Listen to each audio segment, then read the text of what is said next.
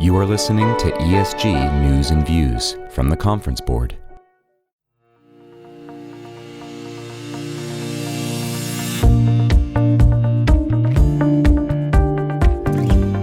Hello, and welcome to ESG News and Views, a podcast from the Conference Board.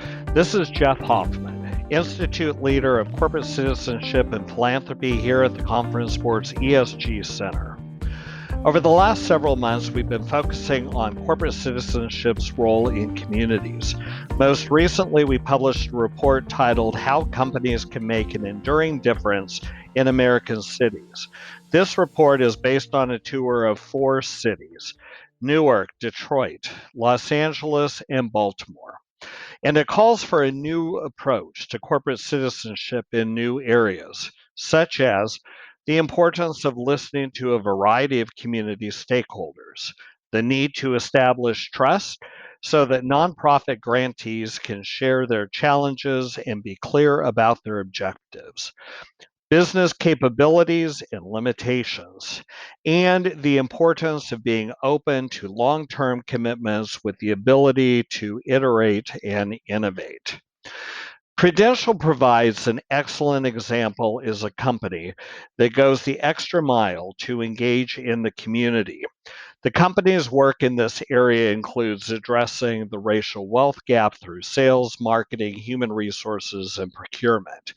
Specifically to the development of products and services, Prudential's corporate citizenship team has intentionally worked with product development to meet the unique needs of various constituencies based on the knowledge that comes from active community relations.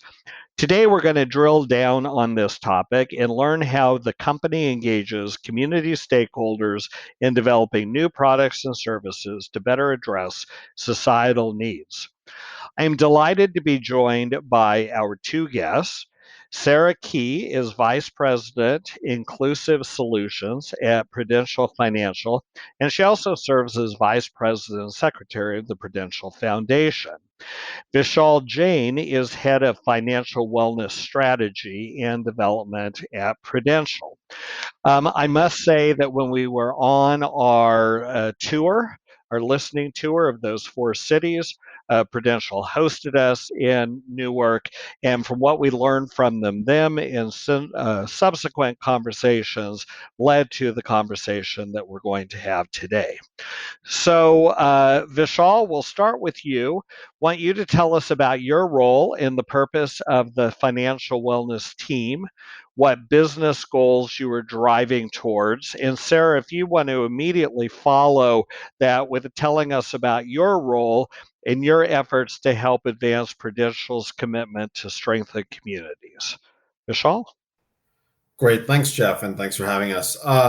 So my role is to help lead the development and the of a portfolio of capabilities that we can leverage to help improve the financial health of individuals and families. And we deliver these capabilities through a variety of different channels, including employers, associations, affinity groups, and other partnerships. And what these capabilities look like are, it includes a multi-channel financial education platform. It includes a digital platform with tools, articles, content. It includes solutions for specific financial wellness needs, including student loan management, debt management, caregiving.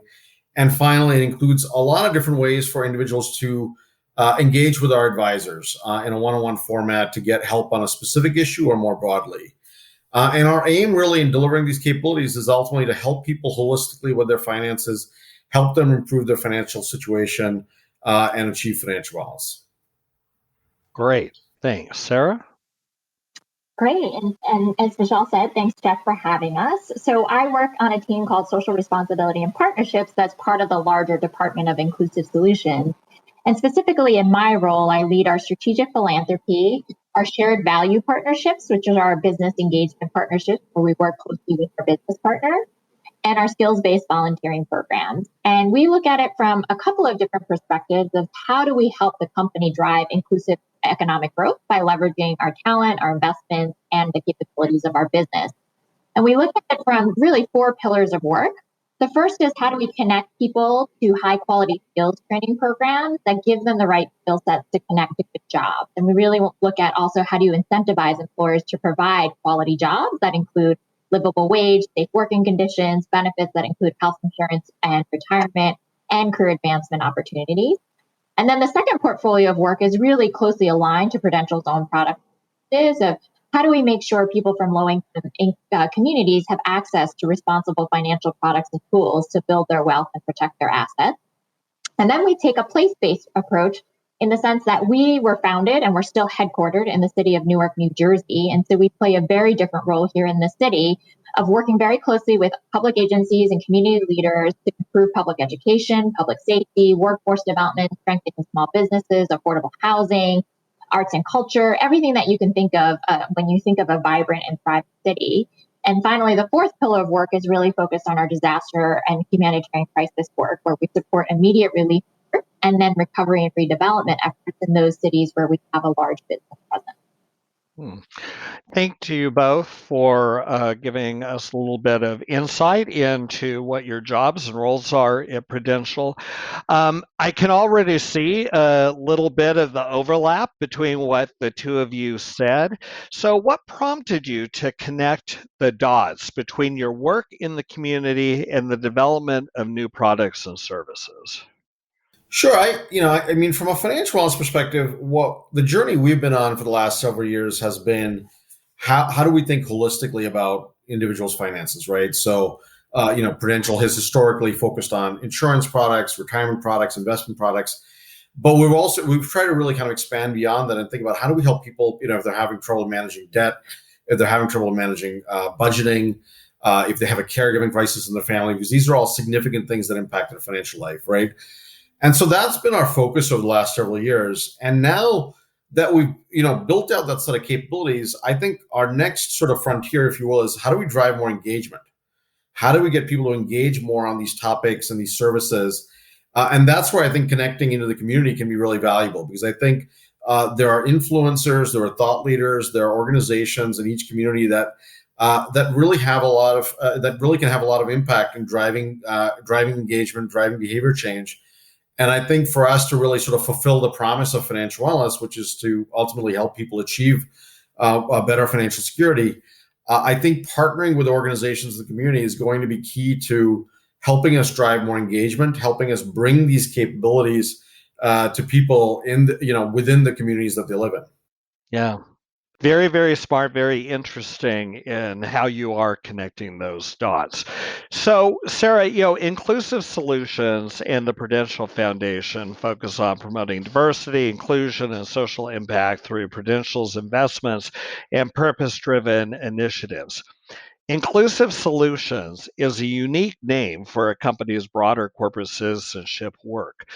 Was the name intentionally created to align Prudential's social impact work directly to the business? Yes, it's a great question, and you hit it on the nail, which is when we were going through our naming exercise, previously we had been called diversity, inclusion, and impact. It was really thinking about how does the name of our group reflect the work that we're trying to build within the company, which is, the company overall believes, they have a core belief that profit and social progress are not separate things and that they should work together and drive both social and business returns. And so our team's name, Inclusive Solutions, was really thinking about how do we make sure that all components of diversity, equity, inclusion, whether it be from the perspective of our employees, our community partners, are being embedded in everything that we do.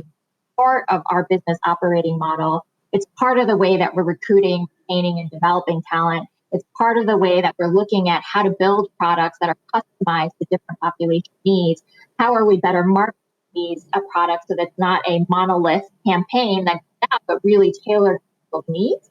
And how do we make sure that people are thinking about it in a holistic and comprehensive way? And so I think it goes back to, Prudential's own founding story when John Dryden started us about 100 years ago.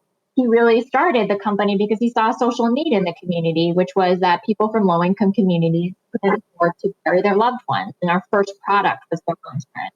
So that was a great example of how he looked at a community, saw that there was a gap, and created a company to actually fill that. And that's what we're trying to fulfill now, 145 years later, and continue that good work. Yeah, Sarah, when you talked, specifically you referenced is embedded in your business operating model. I think that comes through loud and clear. So, Vishal, how and why, does your team and other business or other businesses within Prudential partner with Inclusive Solutions in building these financial products and services? Yeah, so I would say we are partnering in three ways. The first, really, just building on my earlier comments, is how do we drive more engagement? And our CSR team has partnerships with many leading organizations that are influencers and thought leaders in specific communities. And one example of that is the partnership that our CSR team has with DFree, which is a leading advocate of financial wellness and financial security in the African American community. So that has been a great partnership for us to leverage in terms of bringing our financial wellness capabilities and some of the solutions we have and partnering with DFree and in reaching that community. And I think, that's just one example, but I think you could sort of imagine really when you look across a lot of other communities, there are ways that we can partner with organizations already working in those communities on financial literacy, on financial wellness, but help accelerate that by bringing our capabilities to bear. The second way we partner is by leveraging some of the resources that our CSR team has. An example of that is the partnership that our CSR team has with the Duke Center for Behavioral Finance. So we've leveraged that partnership to actually now influence and inform the design of our capabilities. For example, one of our key capabilities is a financial wellness self-assessment. We've been working with Duke to help figure out how do we make the next version of that self-assessment more inclusive in how questions are framed, so that everyone who goes through it, is what feels welcomed and we can help them with that capability. And then the last area really is on working on specific capabilities together. And housing is a good example of that. So that's something we've identified from a financial wellness perspective as a key need, helping people navigate housing needs. But that also connects to a lot of the work that our CSR teams does more broadly in terms of promoting access to housing, across the U.S. And so I think there's opportunities there for us to collaborate on leveraging certain capabilities, as well as also leveraging the fact that our CSR team, funds and works with a number of fintechs and other mission-driven financial services firms that are building particular solutions that at some point might make sense for us to incorporate into our commercial offering. Yeah, when you were talking about financial wellness and security, particularly for the African American community, and then you had mentioned, being more inclusive, more welcoming, really ties in to how has the last 18 months with the pandemic and the reckoning on race impacted how Prudential uses community intelligence to inform products? Yeah, I think what we have, really experienced and sort of the sea change, right, that the events of last year created, I think, for many financial services firms, for our clients, is really raising the question of, well, what is driving racial wealth inequality in this country, right? What are the key drivers of that? And that's what we've tried to now do in our work on financial wellness, which is to ask the question, and in particular, we focused on Blacks, Latinx, and the women communities to say, where do they stand financially relative to, say, for example, the white population or men, and where there are gaps, what's driving that, right? What are some of the underlying barriers or challenges? And then, okay, well, how do we then develop or partner to offer solutions that address that? And as we did that analysis, we identified two areas in particular that are key drivers of of the racial wealth gap. One is housing, in terms of access to housing and how many, ownership of single family homes. And the second is the adoption of investing, right? So what level of adoption do you have in, equity investments across households of similar income and wealth? And those were both opportunities that we saw in the data. And so what we're trying to do now is to say, okay, well, how do we then offer solutions around that? And so in the case of housing, we've actually, we have a partner called GreenPath, that we work with on debt management, but they also they have capabilities around housing, and we're working with them to introduce an offering that can help an individual navigate all aspects of housing, whether it's buying a home, renting a home, if they're dealing with potential foreclosure issues, et cetera. And so that's the approach we're taking, which is how do we ensure that we have solutions that align with what the data tells us and what the research tells us are the key drivers, or some of the key drivers of racial wealth gaps. And what's so interesting in that is you're developing products that actually help with one of the biggest issues that has been identified on inequality, and that is that racial wealth inequality. And then the tie to housing in particular, I mean, we've read so many studies of one of the reasons why there is such a disparity is because of the lack of homeownership in many of these communities. So I think that is what you're doing certainly is at the forefront of what is needed to narrow that gap. And Sarah, you have something at Prudential called the Enterprise Inclusion Council. And how do you engage with them, or do you in product development? And how do you tap into employees to help inform new products and services? Yes. So Prudential's Enterprise Inclusion Council was created a little over a year and a half to 2 years ago. And that is made up of all of our ELT, so the executive leadership team of the company, and then all of the leaders of what we call our business resource group that many in the industry call employee resource groups. And for every single employee resource group, which includes our Black Leadership Forum, Juntos, Allies, and many more, they are bringing their insights of what they're hearing from our employee base to tell our executive leadership, whether it be on our products, whether it be on our internal policies and practices, on things, new initiatives. They're bringing ideas forward for the company to think about their products in a different way. And so it's used as a feedback loop. It's used to create new ideas, to hear innovation ideas as the company is going through its own transformation. But with our employee research, we've had design sprints with our couple of different resource groups to tell us, let us know how this product resonates with you. Is this actually meeting the needs of people within your community? And we actually had one design sprint where our Juntos members, which is made up of our Hispanic and Latinx employees, they went out to their family members to ask them, does this individual life insurance product actually resonate with you? How has it been marketed, and does it actually tell the message that it needs to? And so we're very much leveraging the own insights and experiences of our employees to inform our products, to inform the way that we're talking about them, and to make sure they're actually of our customers. Really interesting. I mean, the concept of design sprints. Love that you're doing that with your ERGs. Sarah, you were mentioning earlier about your long engagement specifically in Newark, and we were there with the CSR Council. We saw how visible Prudential is in the community. Do you ever work with your ongoing community partners regarding product development? We do on a very continuous basis, and that's what we call our shared value portfolio, which is really looking at which of our community partners have innovative products and services that they have already developed or have really unique consumer insights because they're on the ground working with customers day in and day out. And so we've utilized and leveraged a lot of the partners that we have in our portfolio, whether it be the ones that Vishal had mentioned, like the Duke Center for Advanced Hindsight, the Financial Health Network, Prosperity Now, and many more who are actually providing products and tools that are being accessed by millions of customers today. At the same time, really thinking about how we are driving our own products and services in a better way to make sure it's meeting the needs of what's coming through from our nonprofit partners. And so we think that there is things to be learned from both sides that are mutually reinforcing and are all driving to the same goal of closing this financial divide and really focusing on the racial wealth gap.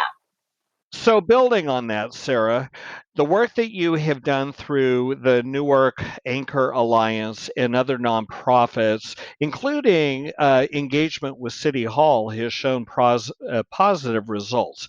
For close to 150 years, you have sought to help Newark charitably. Today, do you look at it in more holistically in how you can help all residents through your giving, community engagement, social investments, and things that you could actually sell them? And here's the really interesting piece of that. Has selling products where you are known for giving changed Prudential's relationship with communities? Two great questions. And I would say on the first question of thinking about holistically for, one of the reasons why we work so closely with our community partners is to gain the consumer insights of what are they saying are their financial needs? How are they being challenged? What are the barriers to accessing products and tools? And we as a company, we are solely focused on that everybody has the opportunity to achieve financial security. We fully believe our products help with that, right? It's looking at assets and building at people's assets and really saving for their futures and increasing intergenerational wealth in that perspective. And so thinking about it very holistically of not just our own products and services, but then also how do we leverage our employee talent and time? And so we have a robust what we call pro bono, but in the pro bono program where we're partnering with nonprofits and small businesses in the city of Newark and elsewhere where we have a presence to really meet their needs. And it could be something as simple as we need an HR handbook to everything that they need a whole new financial revenue model. And so just really thinking about how do we support our nonprofit partners in everything that we do. And then how do we use that information to help them form our own products? And so the reason why we place our employees on boards of nonprofits is not only because the nonprofit is telling us that they need a specific skill set on their board, but it's also to help them build a more inclusive mindset, to hear more closely on the ground what are some of these consumer needs and what are the barriers and where are the gaps that we can help fill with some of our products. And I will say that, we never go in with this mindset that we're going to be selling products, but we truly believe the products that we are offering the communities in the sense of, we have a financial education program called Proof Pathways, and that's really looking at everything from the basic elements of how do you budget all the way up to how do you do estate tax planning or thinking about your health for the future. And all of those are really important tools that we believe that everyone should have access to. And so for us, it's more about democratizing that access and making sure that these products are meeting people's needs, but also there's absolutely no requirement that anybody has to purchase a Prudential product. We just believe that this really helps you on the path of financial security. And so how do we make sure that we're leveraging the information, but also helping to ensure that it's actually meeting people's needs if they feel like that's something that they want to participate in. Yeah, interesting. I think your point about inclusive mindset is really, really critical as far as being able to achieve what you've been able to do. Vishal, anything you want to add to that? Because Sarah had mentioned intergenerational wealth, and I know that was certainly key to what you were mentioning as far as housing and also equity or equity products. No, I think, I would just add that, yeah, I think as we look at the drivers of, racial wealth inequality, I think those types of factors really come in because housing is a good example, right? If that isn't an asset that's passed down or doesn't exist within a certain set of families, that creates a long-term barrier. So, I think we've done a lot to certainly look at what I'll call the day-to-day aspects of finances, right? How do you budget? How do you manage debt? But when you start to get into things like intergenerational wealth and housing, I think that starts to sort of expand the picture a bit. And there are ways that we can help people navigate those life events, navigate those needs to try to create better outcomes. Yeah, so the work that you've done at Prudential, very impressive, very forward thinking. And I know a lot of other companies are thinking about how they can better align the work that they do in corporate citizenship, philanthropy, CSR, et cetera, with the actual products and services that the company delivers. Do you have any advice for other companies that are listening today on how they should approach looking at this in the future with their strategies? And going back to what you said really on, Sarah, is how this is really embedded in your business operations. Yeah, I would offer three things. I think the first is that, I think it's helpful to start from an understanding of needs and what are the underlying drivers of financial outcomes for different communities and imbalances or gaps in these outcomes. I think the second is it's important to really look at experiences end to end and really test whether the experiences are inviting of engagement of people from all communities. Because I think when you really start to kick the tires, you start to see, certain terminology, certain language, may not invite everyone that you'd like to. And I think that's really important, because ultimately if we can't engage people, we can't help them. And then lastly, I would say is we're offering these capabilities and solutions that we think are, meet certain needs and meet the certain needs in certain communities. I think it's also important to kind of be humble and not presume that we know what somebody needs or wants. That we're giving them access to different options, different solutions. But each person is an individual, and I think each person within a given community or segment is an individual. And I think that's also important. I think it's not to always jump to conclusions about exactly what somebody needs, but it's more that you're giving them an experience in which they can access various options and avail themselves of what makes sense for their situation.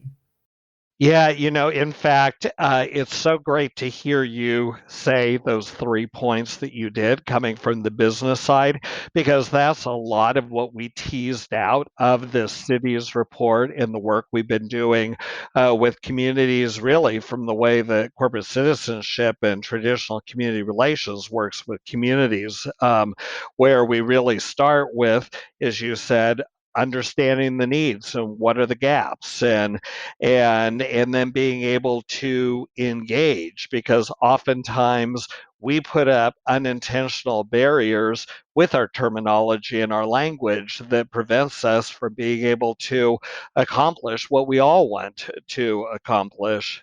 And being humble and not presuming that we know best, is something that I think is a challenge for all of us who have been doing this work for a long time, because we used to think, oh, we've got this perfect plan. We're going to swoop into a community.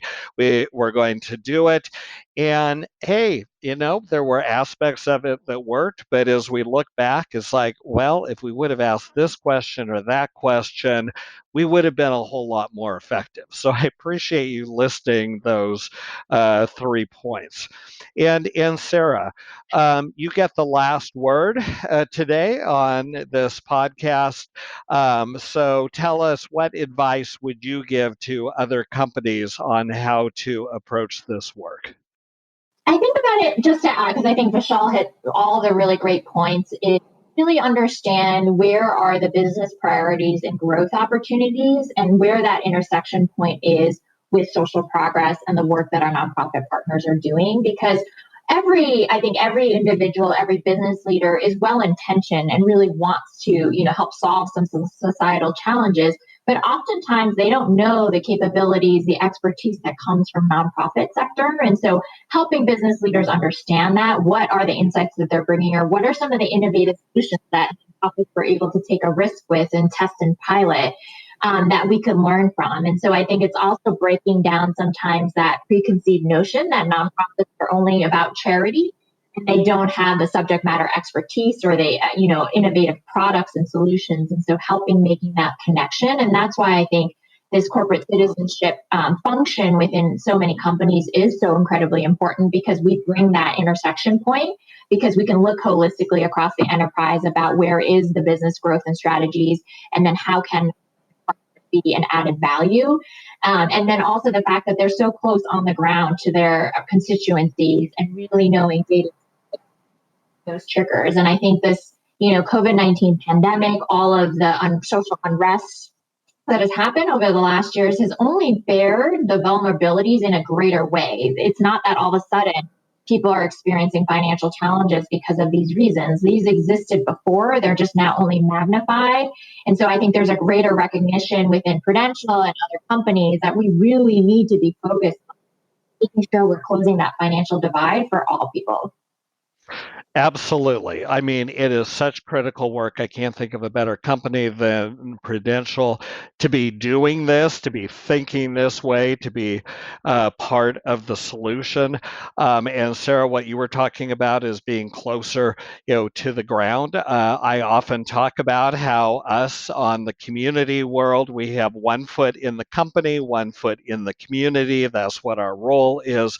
So this has been a fantastic conversation, Sarah and Vishal. Really, really appreciate the time today, the insights that you have provided to us, the advice to our listeners. And to all of you who are listening, thank you for joining the podcast today. There is a link to the city's report that I mentioned earlier in the webcast, so please check that out. There's an overall holistic report. Then there are 4 sub areas called Voices of the Community for each one of the 4 cities. And the one for Newark, we actually reference Prudential in this work. So that's a great additional resource for you as well.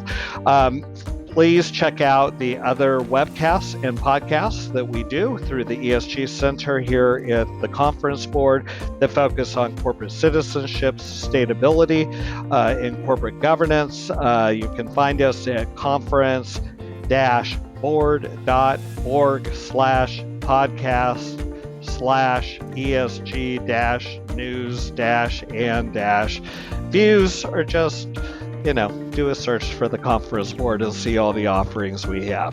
So again, thanks so much for being with us today. We appreciate it, and be well. Take care.